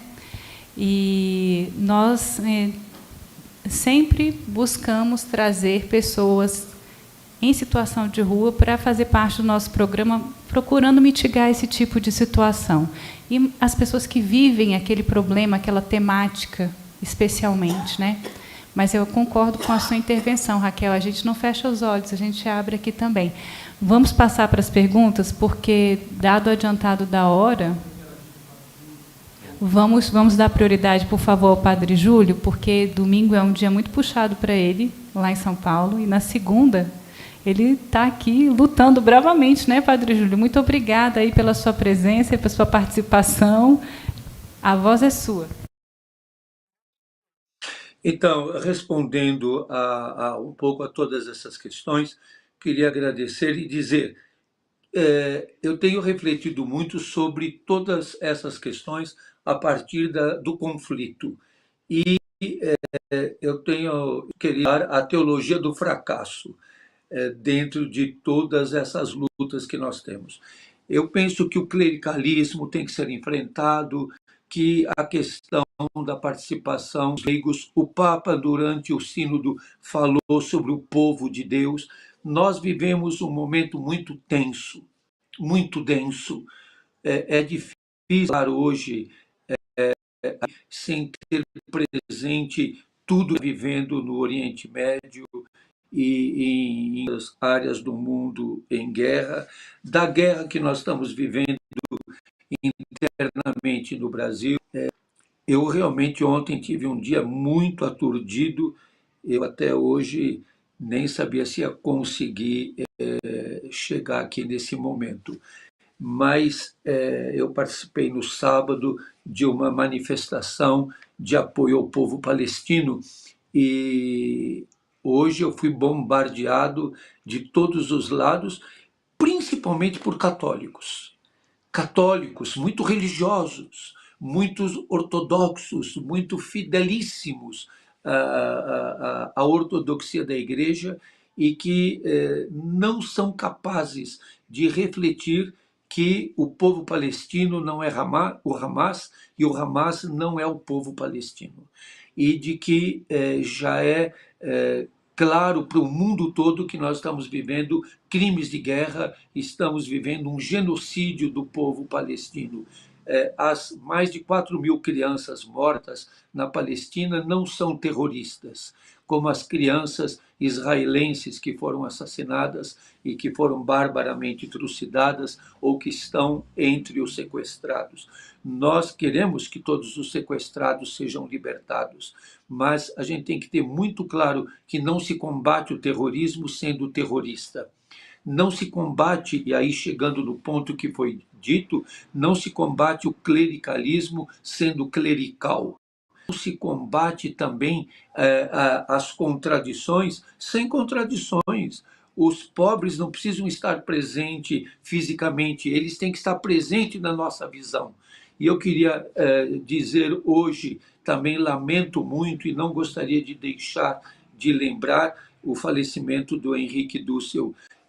Seria muito bom que essas instâncias de comissões nacionais e de grandes discussões explicitassem melhor e pensassem o pensamento do Henrique Dussel em toda essa nossa caminhada libertária. Então, a caminhada libertária dentro do sistema capitalista neoliberal é conflitiva.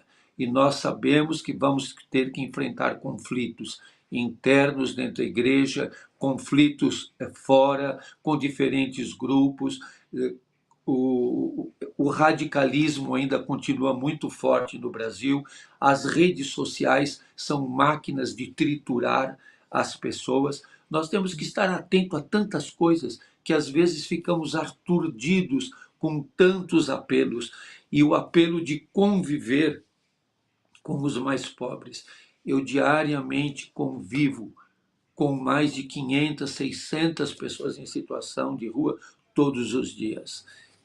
É o desafio de conhecer o nome, as histórias, as contradições, como que também os mais pobres, e o Gilberto falou da educação, dessa educação que nós chamamos de educação de base, como que os pobres, mais pobres, também são dominados pela ideologia dominante, como é que eles também pensam com a cabeça dos ricos. Não basta só ouvi-los, a gente tem que, além de ouvi-los, conviver com eles, saber que o enfrentamento de posições e de situações, porque muitas vezes, como dizia Paulo Freire, não passando por uma educação libertadora, o sonho do oprimido é ser opressor. E como dizia Simone de Beauvoir, e muitos ficam escandalizados quando eu cito a Simone de Beauvoir e me chamam de herege, quando me chamam de herege de comunista ainda está de bom tamanho. Mas o nível de trituração é muito grande. Mas muito mais ainda quando ela diz os opressores não teriam tanto poder, não tivessem tantos cúmplices entre os oprimidos. Nós temos que descobrir essas cumplicidades, ajudarmos as pessoas a se perceberem, a se descobrirem, a perceberem o seu caminho. A superar o clericalismo será muito difícil nessa geração. A Clara está com 16 anos, ela possivelmente vai chegar aos 160, porque cada vez vamos viver mais, e talvez ainda não temos superado o clericalismo, porque ele está interno dentro de nós, ele está assumido dentro de nós, e nós estamos vivendo uma onda clericalista cada vez maior, cada vez mais forte.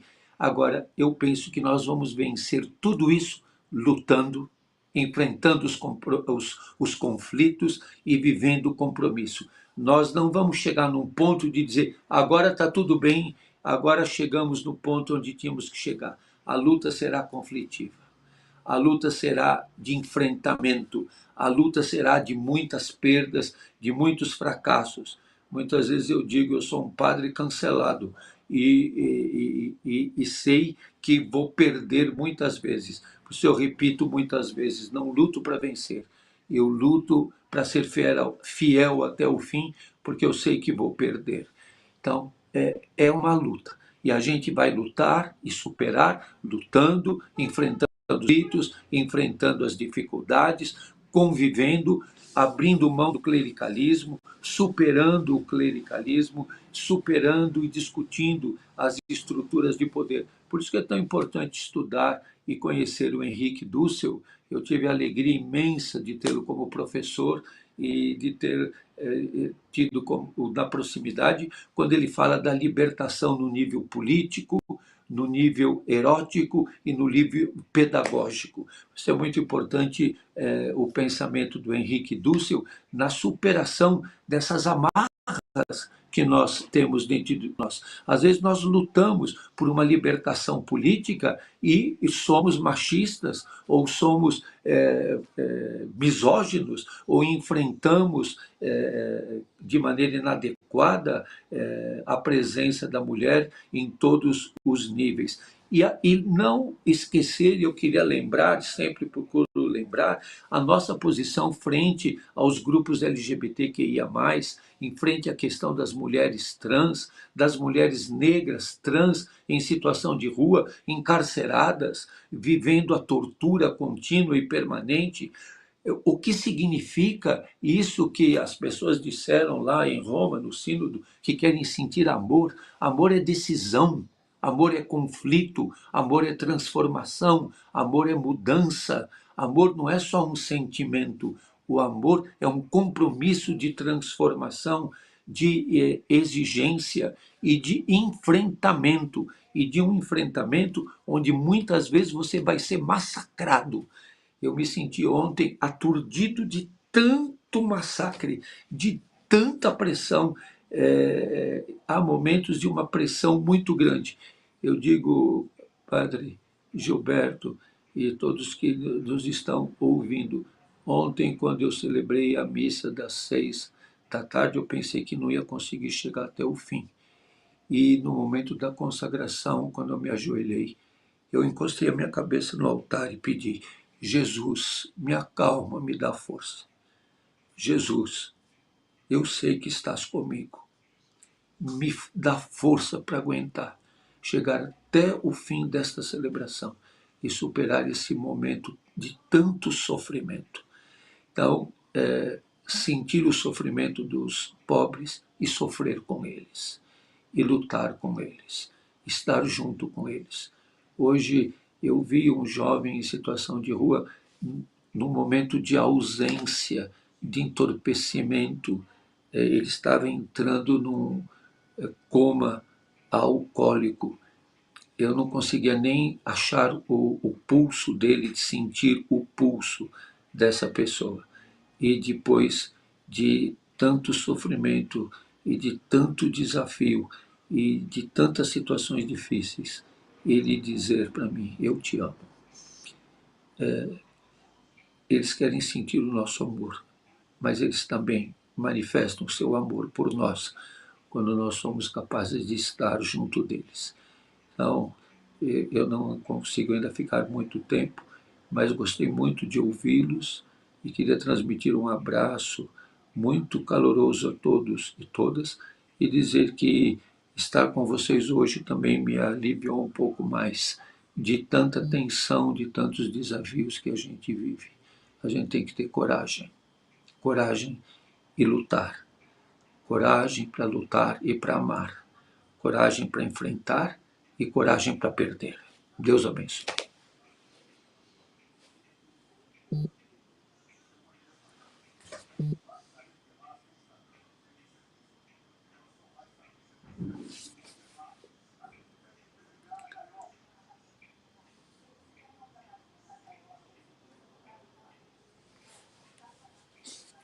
Está com você aí, viu?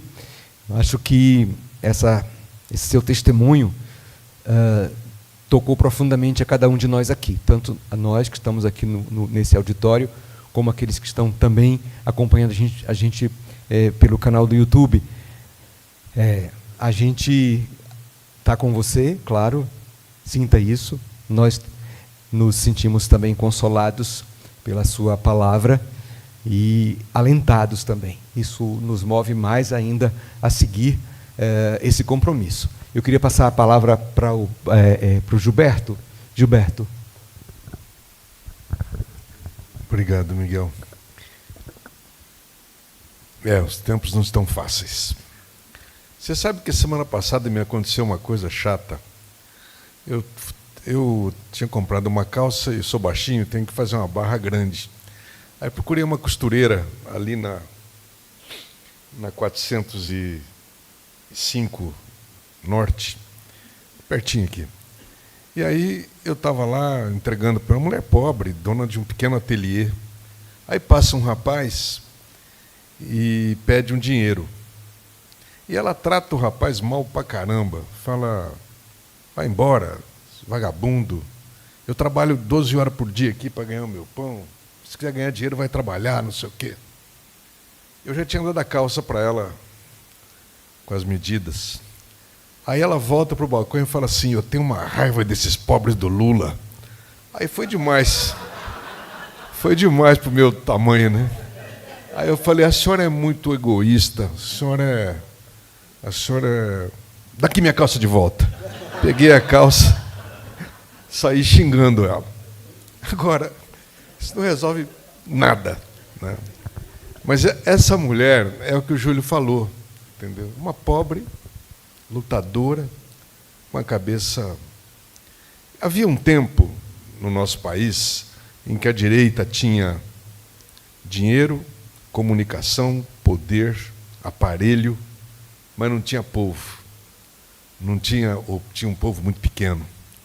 A diferença é que agora isso virou, do outro lado, eles têm militância. Uma militância ferrenha que se expressa de maneira absurda nas redes sociais e que faz a cabeça, o Júlio tem toda a razão, faz a cabeça dos pobres, porque essa porcaria do Zap, essa virou o grande... Então, nós temos que ter clareza disso. É um outro patamar de dificuldade. Quando eu falo na importância da gente amar os pobres, fazendo um trabalho de conscientização, de organização, que só é possível com a presença da gente no meio deles, porque não é indo uma vez por mês distribuindo um panfleto na periferia que a gente vai fazer alguma coisa. Porque entre eu que apareço lá de vez em quando e o pastorzinho que está ali, dando emprego, tirando o pai da cachaça, tirando o filho da droga, recebendo eles com calor no final de semana, em que eles vão acreditar? Então, o grau de exigência nosso hoje, como militantes e como cristãos, é muito maior. Exige aquilo que foi falado aqui, uma mudança dos nossos métodos.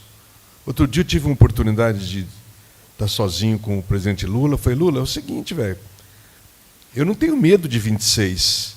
Se Deus quiser que você tenha saúde, nós vamos ganhar essa eleição. E esse governo vai acabar dando certo, até porque a régua do Bolsonaro estava tão baixa, qualquer cara com 2 trecos na cabeça faz melhor. E você tem muito mais trecos na cabeça. Então, daqui a pouco, a economia vai crescer, apesar das contradições, não tão brilhantemente como no primeiro governo, porque as circunstâncias internacionais eram outras.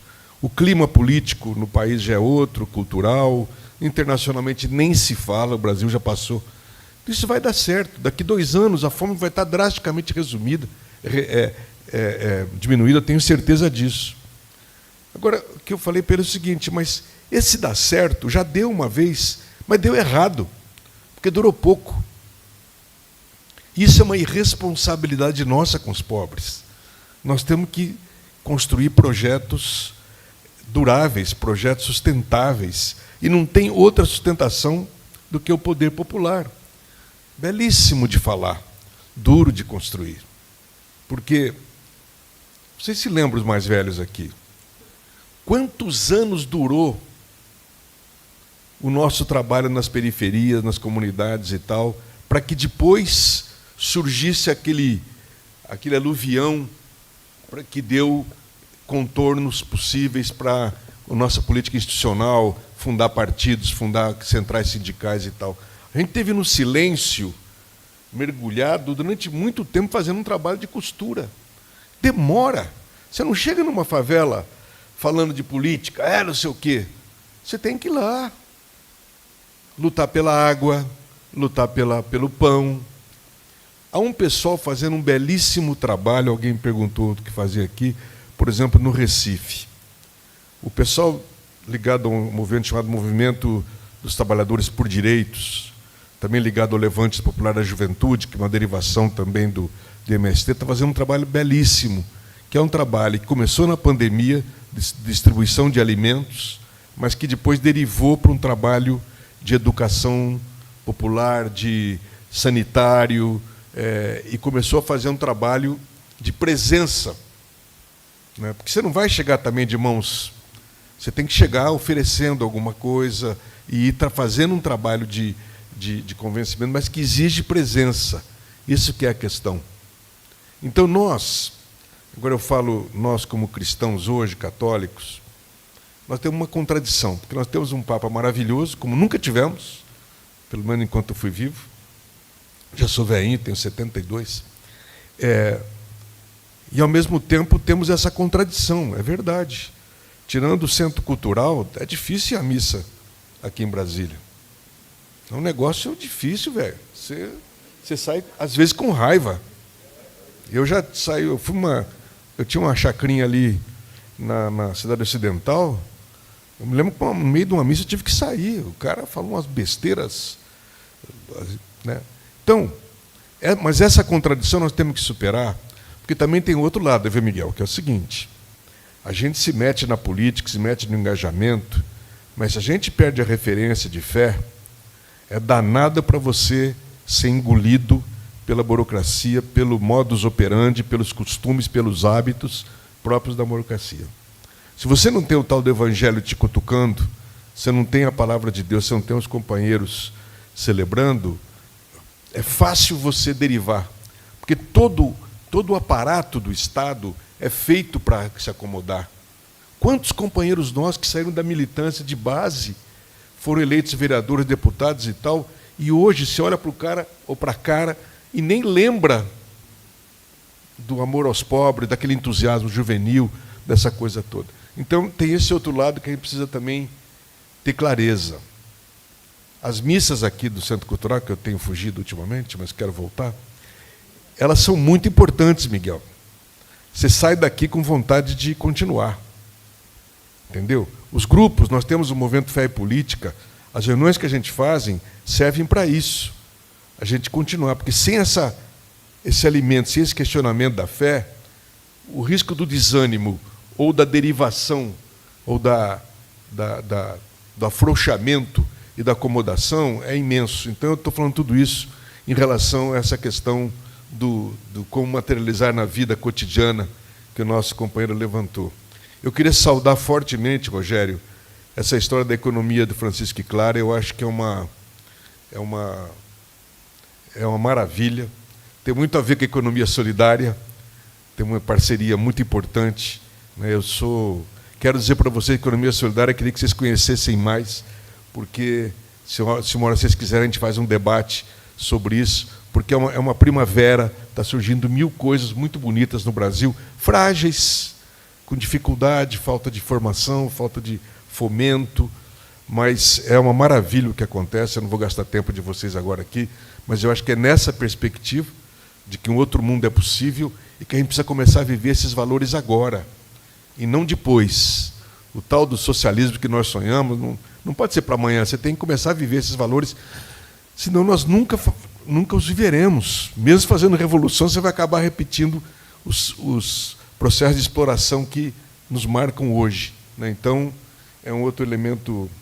E essa coisa do leigo, você falou uma palavra preciosa, alguém falou aqui. A pior coisa que tem é a gente se clericalizar, né?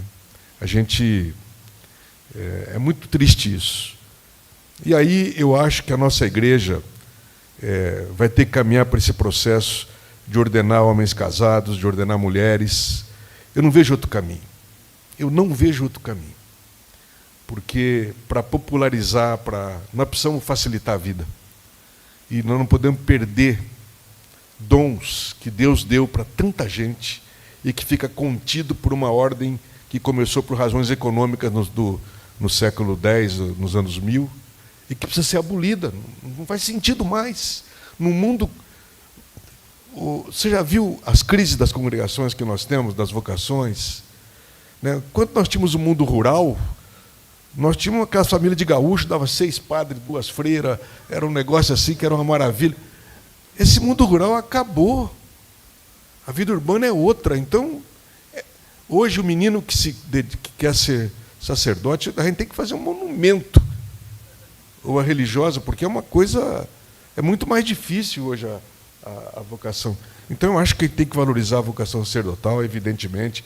Eu rendo homenagens ao celibato, aos celibatários, mas tem que abrir. Senão nós vamos ter muita dificuldade de chegar no povão. E isso está muito claro, a realidade está mostrando. Não é à toa que o Papa Francisco, com a sua clarividência, já enxergou isso faz tempo, só que a resistência que nós conhecemos é... Né? Então, e Raquel, eu concordo totalmente com você e espero que você viva bastante ainda para você mesmo viver uma realidade nova. Né? Acho que estamos avançando. Mas, gente, eu queria agradecer muito esse privilégio de ter ouvido o que eu ouvi aqui.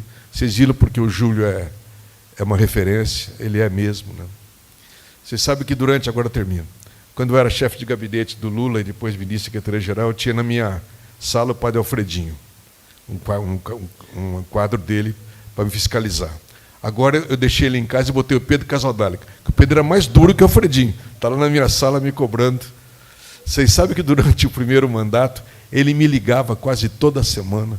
Gilberto, e os índios, Marauatsed, eram os chavantes que estavam fora da terra, e nós tínhamos que fazer Graças à cobrança dele, nós enfrentamos resistências até internas no governo e conseguimos devolver a terra Marauatsed. Uma das maiores alegrias da minha vida foi quando nós fomos lá para devolver a terra dele e prestei conta a ele. Pedro, ó, pelo menos isso está certo. O resto tem um monte de problema, mas isso pelo menos...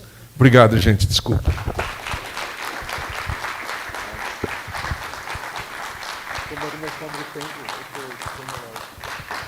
Pessoal, nós oficialmente já encerramos, mas o Padre Júlio, dadas as condições desse último fim de semana, ele pediu desculpas e já se ausentou da nossa conexão, da participação ao vivo, mas, como o ministro Gilberto colocou, é uma referência mesmo que inspira a gente a buscar novos caminhos e novas conexões, como vocês dois que estão aqui também são.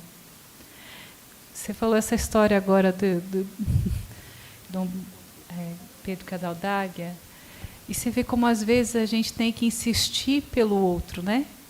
Lembrar aquele que pode decidir, muitas vezes, é uma forma de fazer uma intervenção efetiva para mudar a realidade. Que a gente possa ser também cutucante. Mas, Padre Miguel, para o senhor tem sempre tempo. A nossa transmissão continua. Tem muita gente acompanhando e comentando aqui, gente. O comentário não parou, tá bem? Querida Érica, seja bem-vinda. Aproveitando que você chegou aqui, Érica, nosso abraço, seja muito bem-vinda. Eu vou fazer a memória aqui ao Padre Aguinaldo, Padre Álvaro, procurador também, Felício Pontes, procurador da República, passou por aqui. Tem tanta gente famosa aqui hoje, gente, que eu vou ser injusta se eu for ficar citando todo mundo. Mas, assim, venham sempre, venham mais, não é? Sinal de que estamos prestigiados na nossa mesa aqui. Muito obrigada. Opa, alguém falando ali na plateia, sem querer. Mas, por favor, Padre Miguel. Então, de fato, é um momento tão eu sei, rico para nós, né? Para a gente refletir sobre isso tudo que a gente está vivendo. É interessante a fala do Padre Júlio, quando ele fala do conflito, né? Dizer, na verdade, a gente não pode esmorecer, nem desanimar.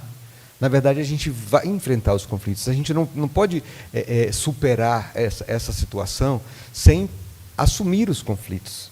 E nós estamos vivendo um tempo difícil demais, né? Em termos assim da sociedade, mas dentro da igreja isso é muito forte. A gente falou aqui, né? Como está difícil a gente resgatar esse compromisso, né? Essa articulação entre fé e justiça, fé e compromisso social, uma vida vivida, né? Não numa espiritualidade estéril, né?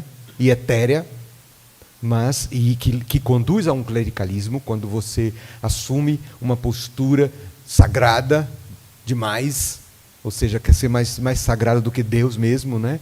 A gente atrapalha. A gente acaba se convertendo numa experiência religiosa que impede o próprio Evangelho, que inviabiliza o Evangelho, né? Que inviabiliza o próprio Cristo.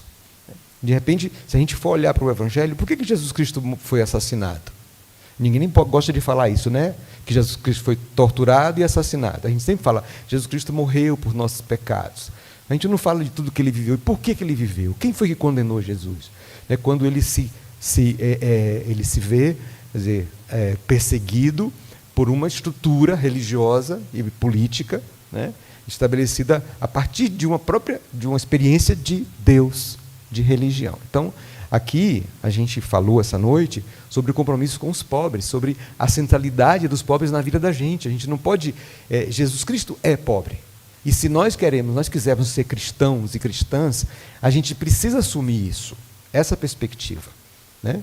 O Gilberto lembrava no começo que Dom Pedro Casaldáliga dizia que a igreja devia abolir o voto de pobreza, né? Mas como é que era? Ele dizia assim, tinha que um voto de convivência com os pobres. É exatamente o que o Papa Francisco está insistindo, né? É incrível isso. Então, e aí eu digo, como é que a gente pode fazer? O que a gente pode fazer? E eu penso que, eu dizia, né, e eu acho importante, o Gilberto lembrava também, o CCB é um lugar que a gente se encontra para conversar sobre isso, para aprofundar isso, para estudar sobre isso, para conversar, para discutir, né, para rezar, para silenciar. Então, aqui a gente busca essa espiritualidade que nos leva a um compromisso.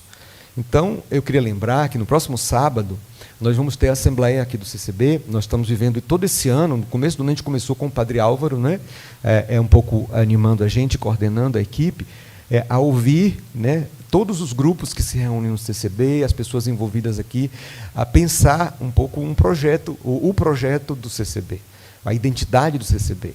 Então, quem quiser participar da Assembleia no próximo sábado, basta procurar um pouco a gente aqui depois do encontro, para poder ajudar a gente também, a não se perder e a ser esse lugar em que a Igreja, né, ouvindo um pouco esse apelo do Papa Francisco, porque a gente também tem refletido sobre isso, né? Um magistério tão fecundo, desde a encíclica do Papa Francisco até agora, quer dizer, a Evangelii Gaudium, passando pelo Laudato Si e a Amoris Laetitia, e agora Laudato Deum também, e tudo o que ele diz, o que ele fala, nos inspira. Quer dizer, como Gilberto estava lembrando, a gente tem um Papa que está à frente de nós todos. Quer dizer, eu nem imaginava que eu ia viver isso também, né? Depois que a gente viveu, assim, muitas vezes uma igreja que foi se afastando mesmo e se encapsulando nesse clericalismo estéril, né? É estéril mesmo, e às vezes alimentando uma religiosidade raivosa que faz o Padre Júlio chorar desse jeito, sentir que aquela coisa do peso, né? Da solidariedade com os pobres. Então, é o peso do próprio Jesus. Jesus sofreu por isso também. Então, se nós queremos, de fato, fazer a diferença e continuar, a gente não pode ter medo do conflito, não. A gente não é para a gente sair brigando. Pelo contrário, a gente precisa, talvez, rezar mais, para ter mais paciência, mas assim, não muita também não, porque senão é verdade, né? A gente precisa falar. A gente estava falando um dia desse em casa, né, entre nós jesuítas, que a gente não pode se eximir, por exemplo, na homilia, na reflexão do Evangelho, da palavra, de dizer o que o Evangelho vai inspirar, né, a gente não pode calar a nossa dimensão profética da nossa experiência de fé. Não, por quê? Para não desagradar uma pessoa ou a outra, porque é muito... Não, a gente não pode ter esses milindres. A gente acabou sucumbindo a isso, a uma religião assim, muito fácil, né? Não, a gente não pode. A experiência de Deus nos conduz ao conflito. Claro que a gente não pode achar que a vida vai ser sempre conflito. A gente procura paz, a gente busca Deus para ter paz, para ter sossego, para ter uma experiência de serenidade. Aqui a gente vive tudo isso aqui no CCB também, né? Silêncio, oração, mas um silêncio, uma oração que nos capacita para o compromisso, né? Isso é muito importante. Não sei, é para terminar? Não, né? Pode. A gente tem que terminar. Faz parte da vida, né? Para que a gente também possa seguir, a partir dessas experiências, as nossas missões individuais e coletivas, levando as mensagens que aqui participamos, né? Não só escutamos, mas compartilhamos. e possamos transformar as nossas realidades também. Algo que me tocou muito nas palavras de vocês e que me trouxe uma reflexão quando se falou que os pobres querem amor, todos nós queremos amor. Talvez as nossas orações devessem ser devotadas não só ao Padre Júlio, mas aos seus algozes também, porque é uma multiplicação de amor. Então, que nós possamos ser esse germinar de amor e saber, no momento da agressão, ter a pausa da respiração, beber a água da paz, né? Bota a água na boca e fica lá até entrar em paz novamente. E aí poder transmitir uma palavra boa depois desse processo. Mas eu vou passar a palavra ao ministro Gilberto Carvalho para dar a sua despedida, por favor, Gilberto. Agora oficial. Padre Miguel na sequência, e eu vou só dizer tchau daí no final, tá bem? Eu só quero encerrar. Teve um dado da carta do Papa que me chamou a atenção, um detalhe pequeno, mas que acaba sendo grande. Num determinado momento ele fala o seguinte, que seria muito importante que depois das missas, depois da Eucaristia, nos almoços de domingo, a gente pudesse convidar os pobres a participar do nosso almoço.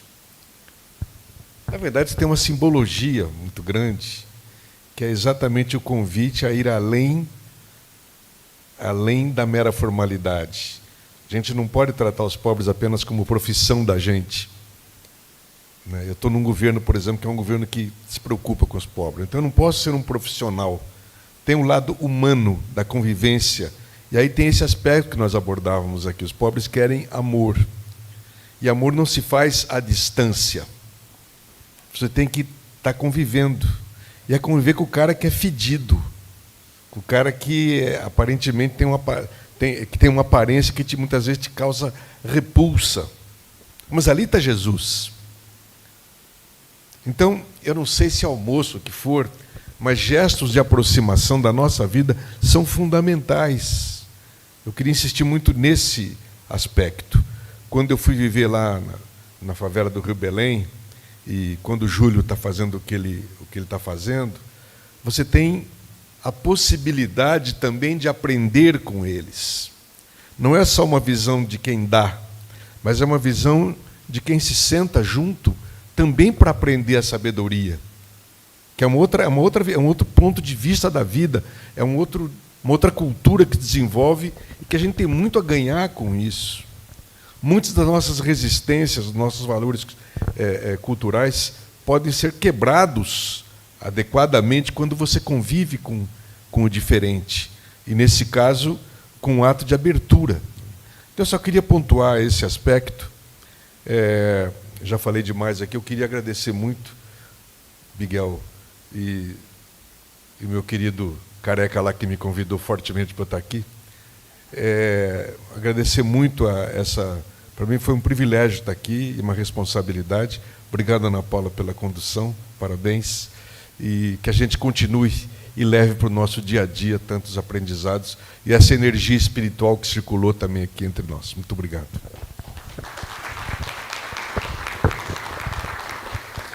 Obrigado, Gilberto.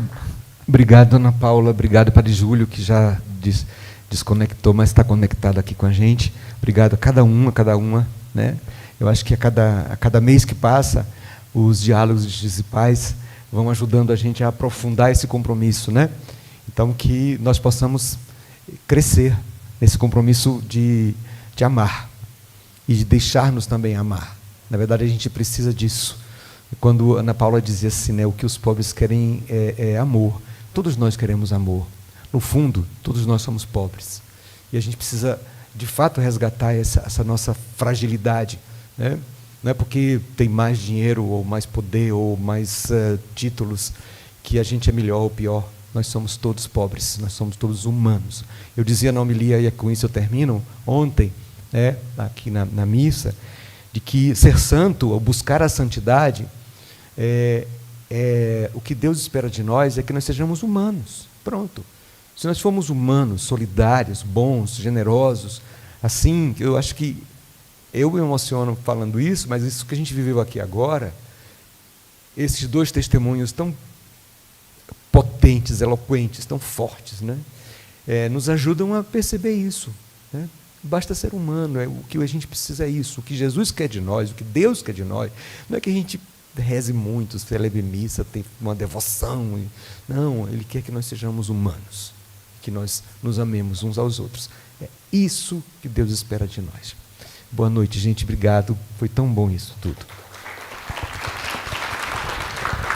Obrigada. Com essas intervenções maravilhosas, nós encerramos este Diálogos de Justiça e Paz de novembro, agradecendo a todas e todos que estiveram conosco, que nos acompanharam pelas redes sociais, que fizeram perguntas e intervenções, e que fizeram também a sua projeção de oração, carinho e cuidado, para que estivéssemos aqui hoje reunidos, que tudo correu bem, não é?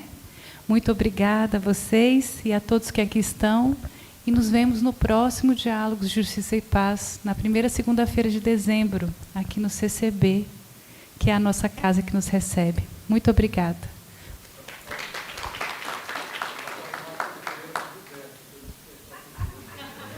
Uma piada aqui do Zé Castro falando que falta arrumar uma costureira para o Gilberto. Tá?